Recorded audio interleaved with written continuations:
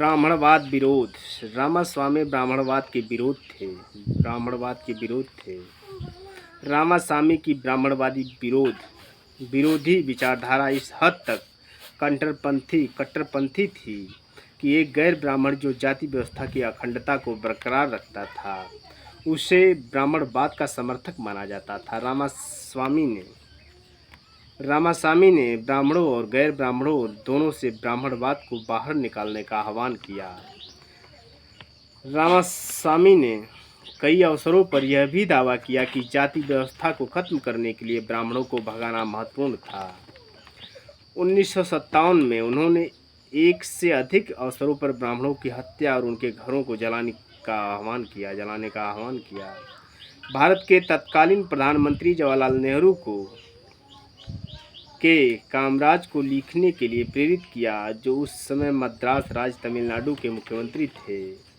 उन्हें बिना देरी के इस मामले में निपटने का आग्रह किया।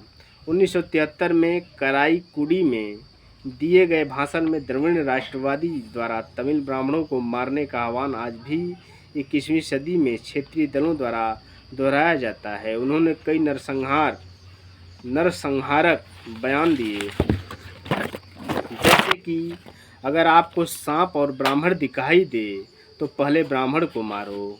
उन बयानों के पीछे तर्क इस प्रकार दिया गया है। 1920 में जब जस्टिस पार्टी पर सत्ता में आई, ब्राह्मणों ने सरकार में उच्च स्तरीय पदों के लगभग 70% पर कब्जा कर लिया। जस्टिस पार्टी द्वारा आरक्षण शुरू किए जाने के बाद इसने इस प्रवृत्ति को बदल दिया, जिससे गैर ब्राह्मणों को मद्रास प्रेसिडेंसी की सरकार में बढ़ने का मौका मिले।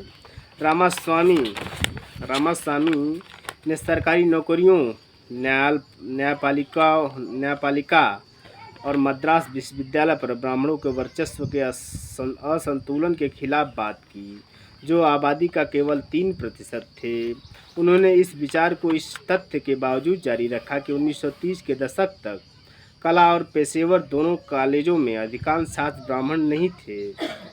रोजगार के मोर्चे पर 1928 में ब्राह्मण राजपत्रीय अधिकारियों की कुल संख्या 620 थी।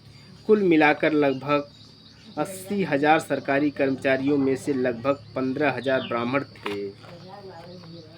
डीके के एक सदस्य द्वारा राजगोपालाचारी की हत्या के प्रयास के संबंध में रामास्वामी ने राजनीतिक मतभेदों को निपटाने के साधन के रूप में हिंसा के प्रति अपनी घृणा व्यक्त की, लेकिन कई लोग सुझाव देते हैं कि गैर ब्राह्मण आंदोलनों के मुख स्पष्ट रूप से ब्राह्मण विरोधी थे।